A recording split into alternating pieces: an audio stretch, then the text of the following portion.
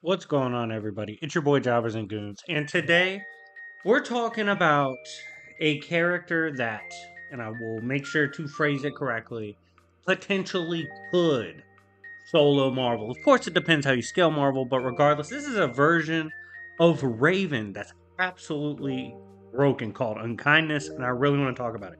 Before then, make sure to like, subscribe. Let's get this to 200 plus likes. That would be amazing. I'm going to try to get back to dropping content every day, but I do drop at least multiple videos a week, so constantly stay in tuned. I either live stream, drop something, or put something on Community tab. On top of that, join my Discord. We do games, prizes, D&Ds, giveaways, and more. Now, getting into this, let's talk about Unkindness Raven. First off, address the elephant in the room. Unkindness Raven versus Phoenix. Well, I had actually said in a stream before that if they had used Unkindness Raven in the death battle, I would 100% understand if they said she wins. However, they didn't. They didn't reference it, didn't explain it, didn't address it at all, didn't use it. She still won. Disagree with that. However, if we're talking about Unkindness Raven, that bitch is broken. So let's discuss how she achieved this insanely powerful form and just exactly what it is and how strong it is. Now, this version of Raven comes from a story called Future State with several tie-ins, and spoilers, Future State obviously has to do with the future current of events. Now, in this timeline, in this story, there's an apocalypse occurring with obviously horsemen of the apocalypse. Now, just to explain real quick, these guys are not built like the horsemen of apocalypse that Apocalypse from Marvel uses. No, these motherfuckers are super tough. Like, a fragment of the Spirit of Destiny, which is obviously a religious relic within DC Comics, just a fragment of that in this run killed Spectre. Just a fragment.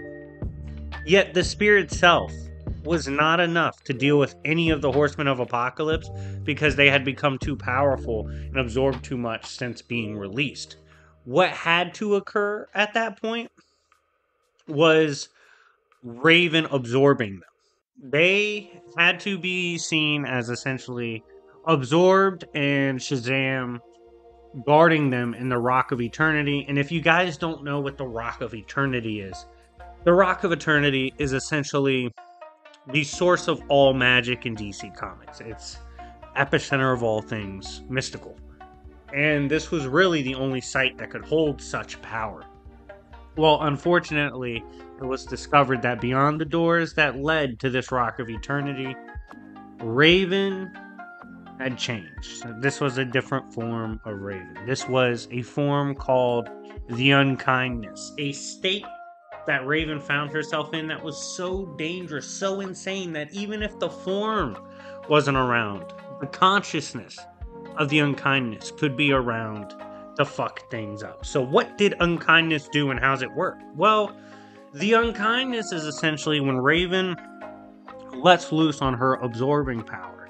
And essentially, the way she exists as a child of both a demon lord and just pure magic, she exists in this almost limitless state. It's ridiculous.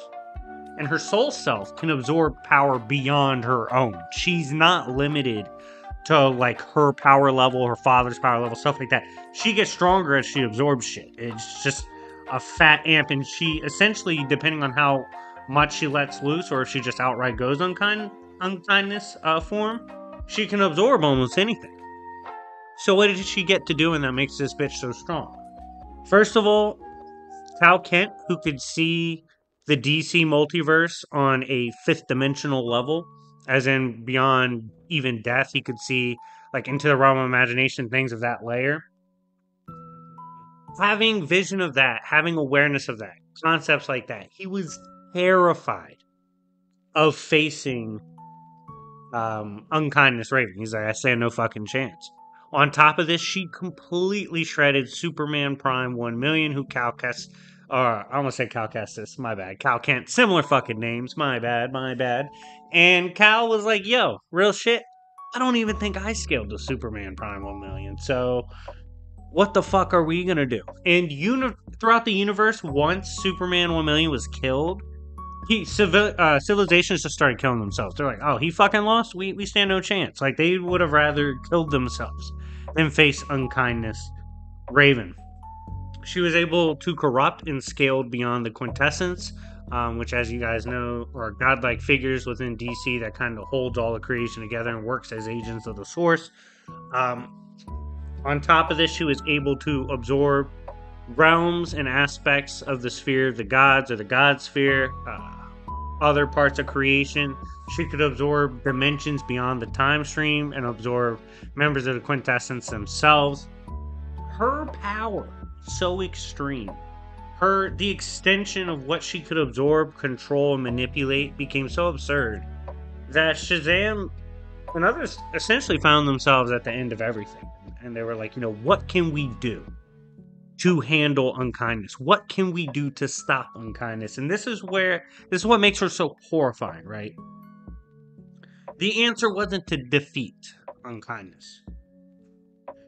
Saying Shazam, saying the wizard's name, essentially let loose this one last arcane magic blast that was so powerful and so unreal. It sent, I believe it was Billy, through the multiverse and sent him through creation at such a crazy scale that the literal fabric of the omniverse, literally, or the overvoid, what contains everything, rippled just from this. This was what it took to go back in time to prevent unkindness from coming forth.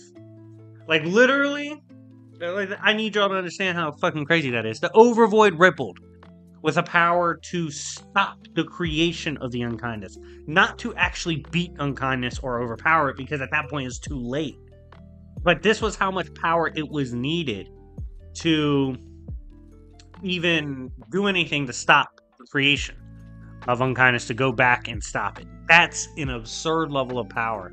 And keep in mind, these horsemen of Apocalypse that we referenced, one of the earlier ones she had absorbed, these horsemen had to be sealed away with Dane in the Rock of Eternity at the end. And for reference, Dane, although it's not entirely confirmed who his father is, constantly his father is referred to as the Dark Prince or the Dark Lord. And not only that, Naran mentions taking orders from his father, looking up to his father, all that shit. So clearly it's implied his father is Lucifer. It just hasn't 100% been confirmed, but all the context clues and all the references are Lucifer. So that level of power is what it takes to seal and stop what Raven sealed and would absorb and later go on to absorb more.